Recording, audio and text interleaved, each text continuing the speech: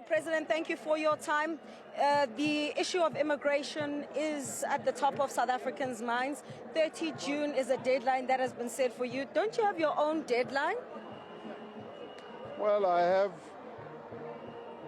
intervention measures that are being taken to address the concerns of our people. And as I announced the other day when I addressed the nation, I outlined a number of interventions that we are taking. And those interventions have largely been welcomed by our people as immediately effective and important steps that we need to be taking to ensure that we have people in our country who are fully documented. So, as I said, no South African must take any action against any person from any of our African sister countries. That is the responsibility of government and government officials.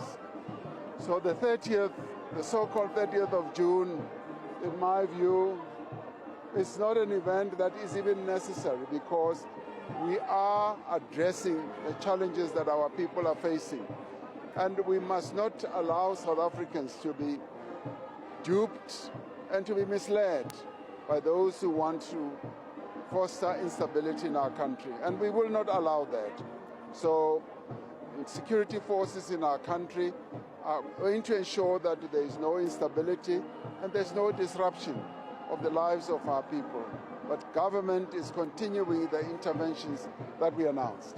President Samkela from the SABC, two questions on my side. Is the issue of illegal immigration being used as a political football by some in order to influence the upcoming local government elections on the 4th of November?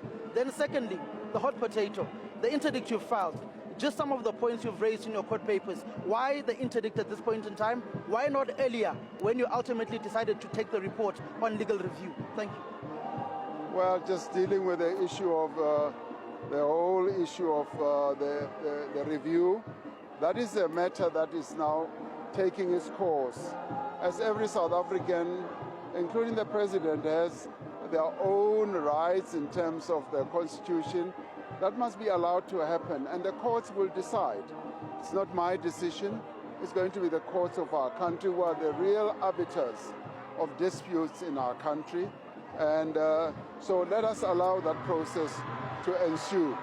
Now, with regards to a number of those who are making a lot of noise about these marches that are taking place, there does seem to be an intention to destabilize the country. And clear message is that we are not going to allow that. We are not going to allow the grievances and the concerns of our people to be misused and to be abused by those who have nefarious intentions. Our people have heard the message, and we are taking action and we are implementing the interventions that are in the end going to address those needs. Mr. President, Slinda Losibata from ENCA, your response to the World Health Organization's head, especially it seems there's a disinformation and misinformation campaign about what is happening in South Africa, and I think you've seen the visuals of what's transpiring in Durban. Are there conversations happening with the other countries in Africa, particularly Malawi, that seems to be struggling to repatriate their citizens? Yes, there's a lot of disinformation.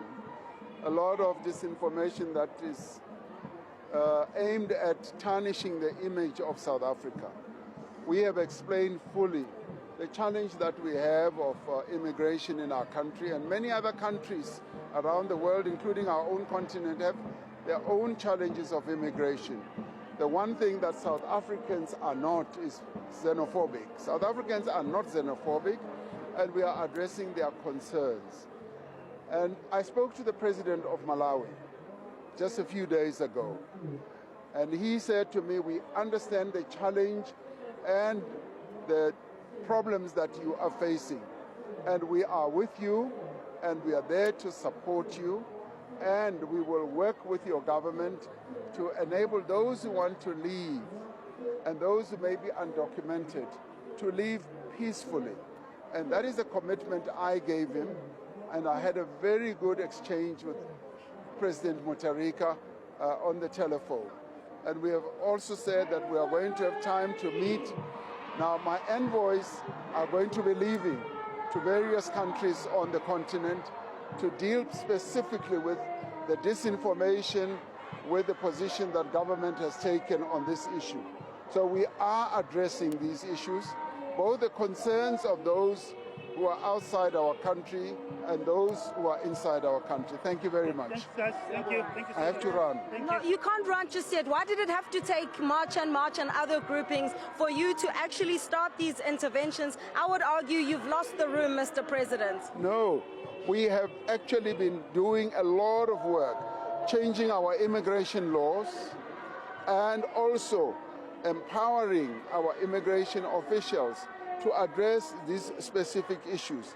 And of course, the challenge of immigration that we're facing is in the end an economic one, because those who come to our country are in the main economic migrants or refugees. So therefore, we want the whole region and the continent to address this issue together with us, so that we address the root cause of why people would leave their own country and come to what they see as an economic oasis.